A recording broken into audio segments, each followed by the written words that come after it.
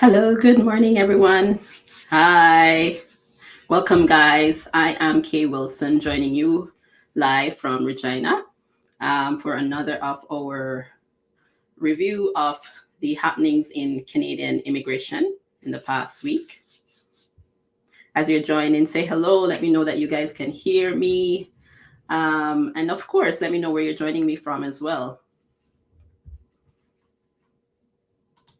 So we have a little bit to cover this week.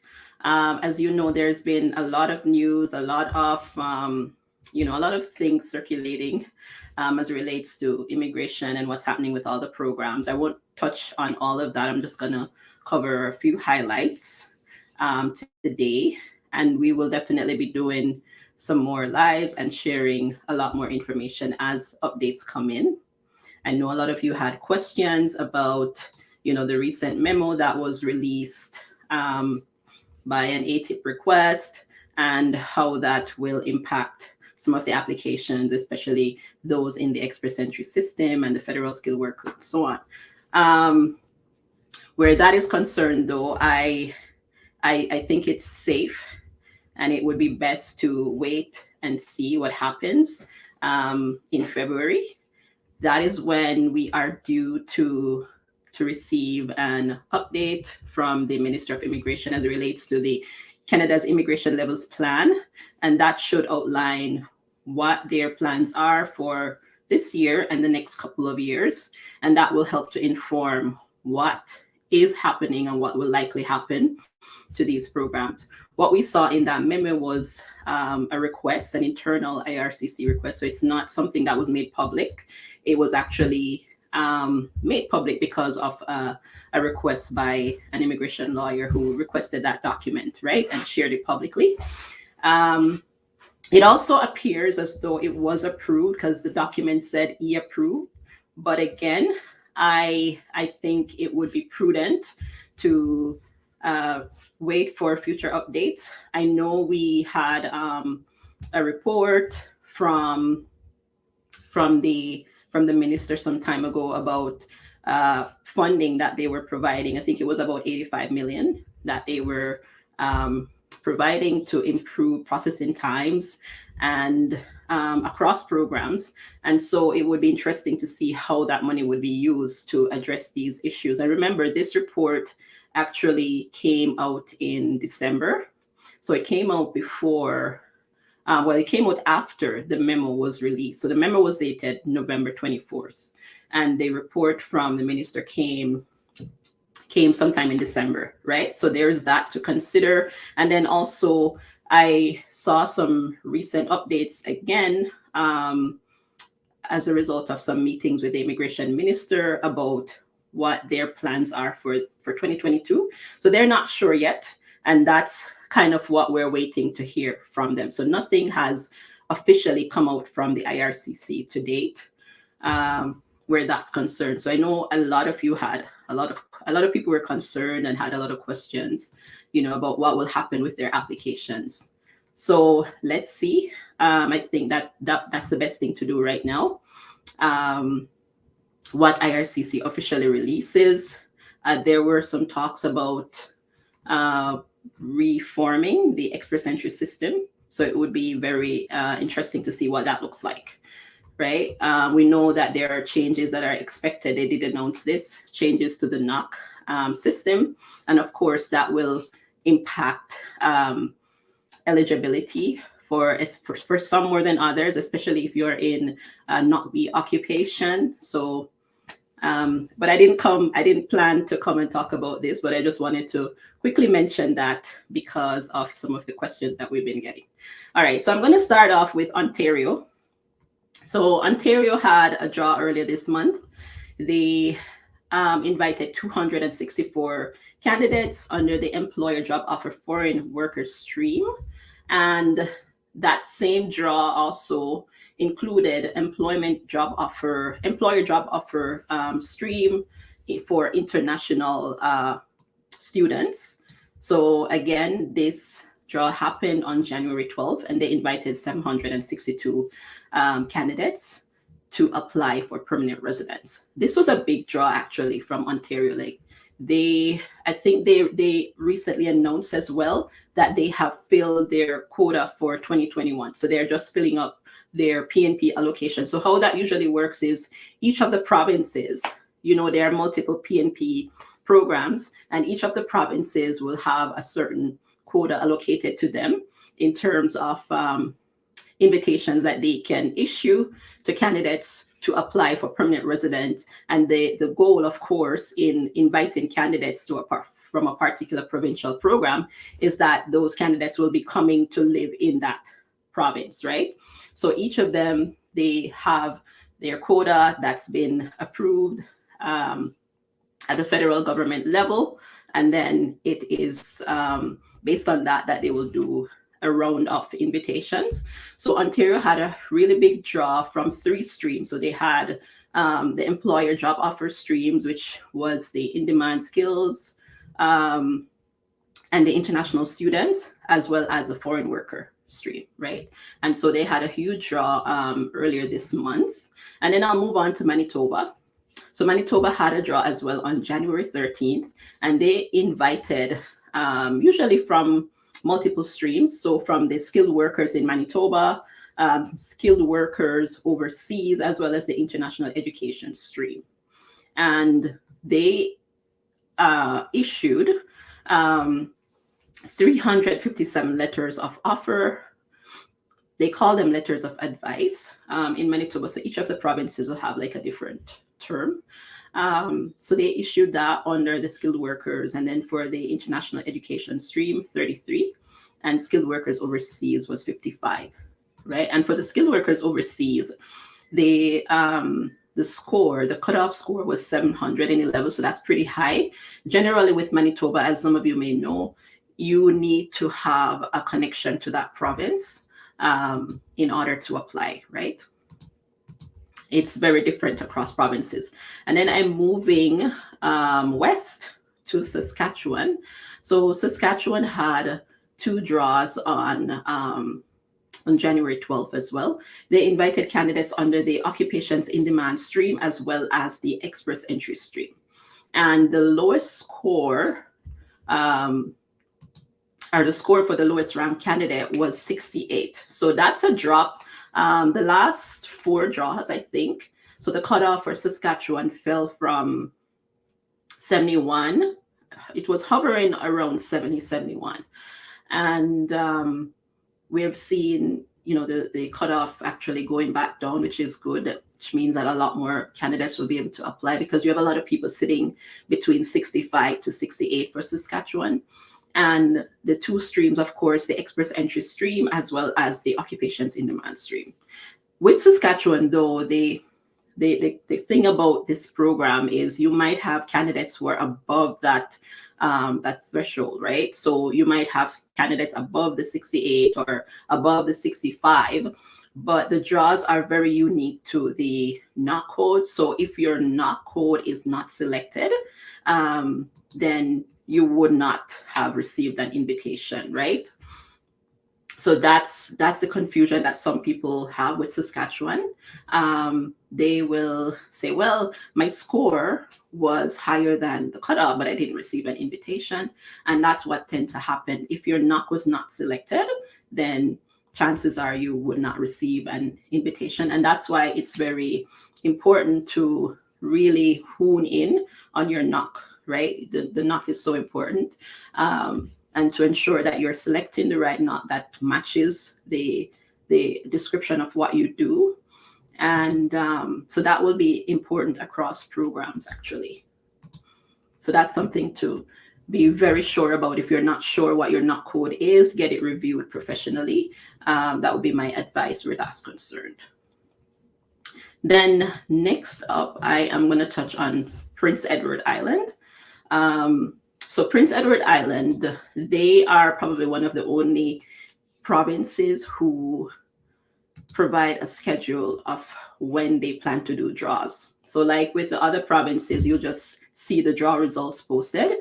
They don't necessarily tell you when they're gonna do a draw. Remember I said that they all have their quotas for the year, right? So they know how many invitations they can apply for the year.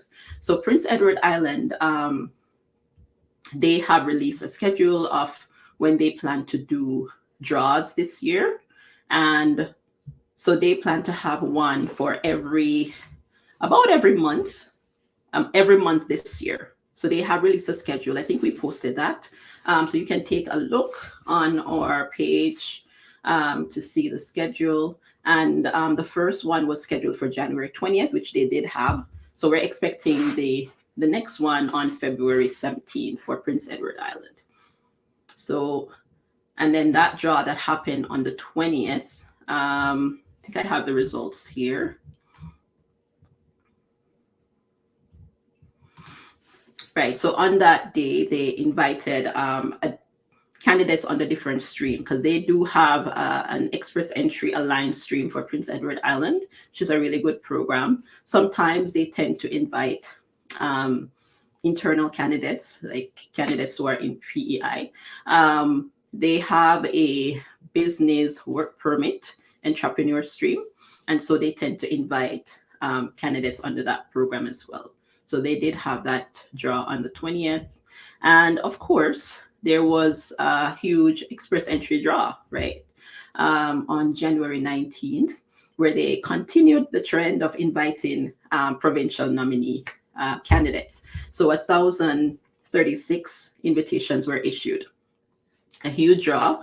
And again, reiterating the importance of ensuring that you are in as many PNP streams or draws as you can be, ensure that you have a profile so that when these draws happen, when the provinces are making their selections every month, you can be numbered and you have an opportunity to be selected in those draws.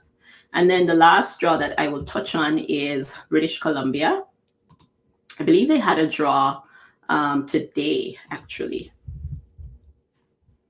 But BC tends to have a draw basically almost every week. So they had a PNP draw where they invited 289 candidates. This draw happened on January 25th, so that was yesterday. And of course, they usually do the draws from various streams. So they had the candidates from the express entry system, as well as skilled workers, and skilled and international graduates. So usually those are the three. And then they have an semi-skilled stream as well for British Columbia.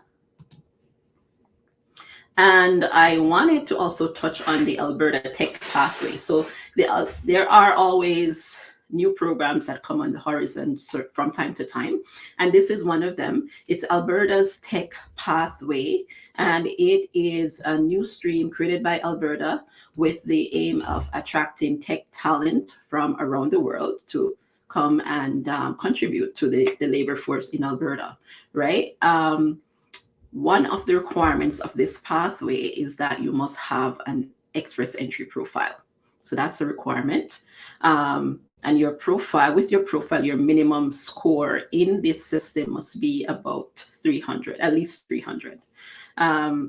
There is a form that you'd have to complete for the Accelerated Tech Pathway, and that's available on the provincial website.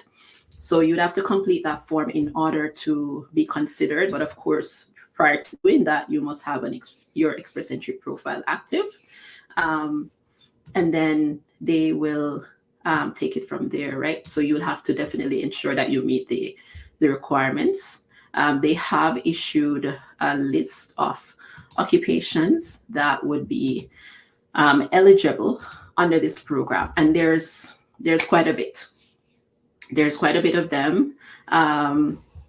So, and again, we posted the list on our page, so check that out. And if your occupation is listed, if your NOC code is listed, then by all means, complete that form. I've not seen any news about anyone that has yet to be selected, but like I said, it's a brand new program. So we'll provide more updates as they come. And I wanted to touch on a memo that came out, I believe it was yesterday, from the IRCC. right? So it was actually a news release that they made. And so they are saying that they are now gonna explore using more advanced data analytics to help their officers to sort and process temporary resident visa applications. So these are this briefing, our news release is exclusively for TRV applications. So those are visa applications. So Canada gets, of course, a lot of visa TRV applications. And with the increasing volume, this is what they're saying, with the increasing volume of TRV applications, they are now creating new efficiencies in order to speed up the processing and handling of those. And that would involve the use of advanced data analytics tools to help doing that. We have heard before about, and the IRCC has actually been using these tools since about 2018. So not all applications are looked at by a human being, right? So they have AI data that helps with reviewing and analyzing applications. And sometimes actually, because we pull a lot of case notes from IRCC, and when you look at the notes, sometimes you can tell that did somebody really review this application, because the comments, the notes, they really don't make sense sometimes.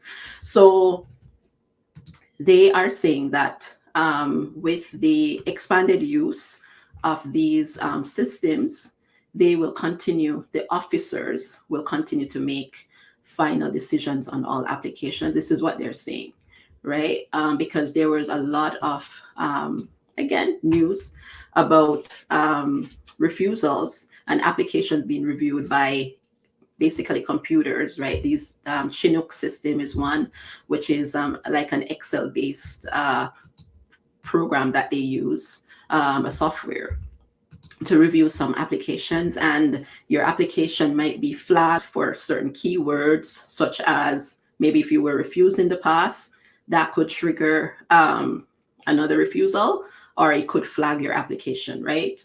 If you were previously issued a TRV or traveled to Canada, then that would be seen as a positive factor. So those were some of the things that we found out. And no, they're saying that, and they have this in bold, that only an IRCC officer can refuse an application. And, we're really hoping that this is really the case. But the notes, make you question that, right? They're saying that the system never refuses or recommends refusing an application. And this is an aid to further roll out the use of these advanced data analytics tools to help with the processing of applications because of the high volume of TRV. A lot of people want to come to Canada, right? So, and they're saying that this has shown, with the use of this, it has shown to increase processing times by about 87%. So this is just an interesting piece of information released by the IRCC. And yeah, it's being rolled out to more visa offices. So we continue to look, to analyze, to see what is going on, and you will see the impacts in, like I said, when you review the visa officer's notes and stuff like that, you will be able to tell a tale as to what is really happening. The system is strained, obviously, and Canada is getting a lot more applications than the system that we have in place can manage. So that's what I wanted to touch on today, guys. I believe I saw a question here. So somebody's asking, are international teachers able to migrate to Canada, even if a job offer is not on the table before applying? Teacher from Jamaica, to be exact, currently teaching in the US on an international teaching program. Okay, good question. Yeah, I would say the short answer to that is yes. Most programs don't require a job offer. That being said, the programs are very competitive, and there are eligibility requirements to be met for each program. So that the short answer would be yes. Currently, as the programs are, they are open to most occupations. There are some that may be excluded because the NOC code may not the NOC code may not be in accordance with what the eligibility requirements are for some programs. So it starts by understanding the programs, understanding your NOC, and where and then making a determination as to where you would fall in terms of the various programs. There are over 80 and counting. There's way more than 80 programs. A lot of them are so we have some at the federal government level as well as programs at the provincial level, right?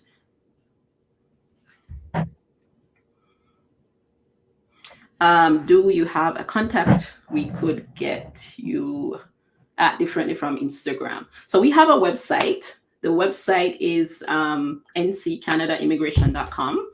And on the website, there are multiple ways that you can reach us. We have a general mailbox at, so the mailbox is info@nccanadaimmigration.com. So that's another way that you can reach us as well. Somebody's asking, is a one-year program, I'm guessing that's whether a one-year program can get you PR. We've tackled this before, like in previous lives, and the short answer I would provide is yeah, but you'd have there are factors, right? There are different factors that will go into that. It depends on the program that you're doing. It depends on where you're doing that program.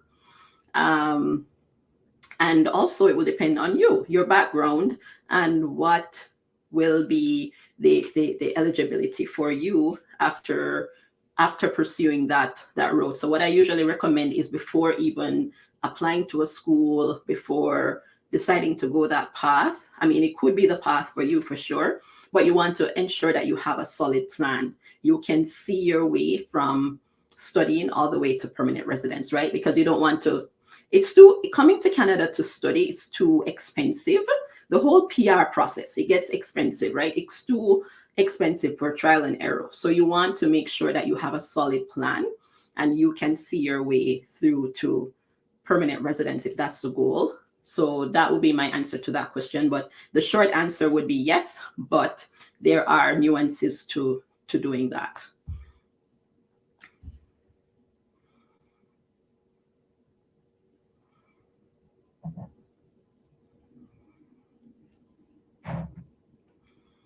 Yeah, Stacy, I see you. I totally see your point, believe me. I think they're trying to come out now and be more transparent, but I mean, we're way past that and we need more transparency for sure.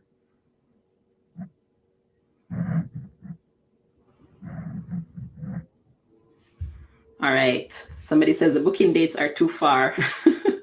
We're working on that. Our consultation appointments tend to be at least booked at least 2 weeks ahead. We're working on creating additional slots. I have another consultant in-house, so she'll be having more appointments on her calendar where we can better support you guys. So thank you for your patience, and we are happy to be able to assist you. So you'll see more in short order.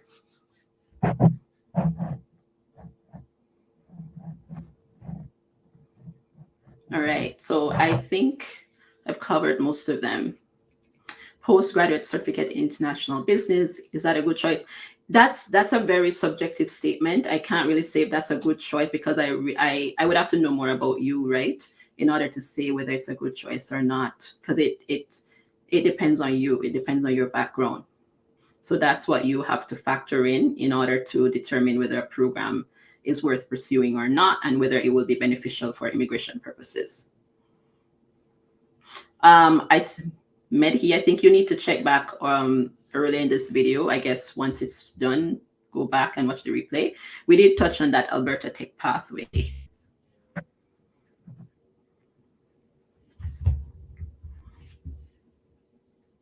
Your chances of getting a study permit approved after refusal it will be based on one, what were the reasons for refusal? And secondly, how do you address those reasons in a new application, or whether your application is worth pursuing with a judicial review, right? So that would be my comment on that. I would recommend going back to, I think it was last Friday, I did a session with one of my colleagues who we talked about, study permit refusals and what some of the options might be. But first, ensure that you have your notes, your case notes, and then that will help to inform going forward. I've shared before, we have seen a lot of, like I said, I pull a lot of case notes because we get a lot of requests to pull case notes for applicants who were previously refused. And we use that to inform the strategy going forward. We've had a lot of successes with people who were previously refused, and following the work that we do, those refusals were overturned. So they were successful after. But like I said, those are complex applications indeed. And so you want to ensure that going in again, it's going to be done well. And I would never encourage reapplying after refusal on your own. Too often I see that result in even further refusals, and it's just gonna be a downhill slope from there. So I would never recommend that. All right, guys.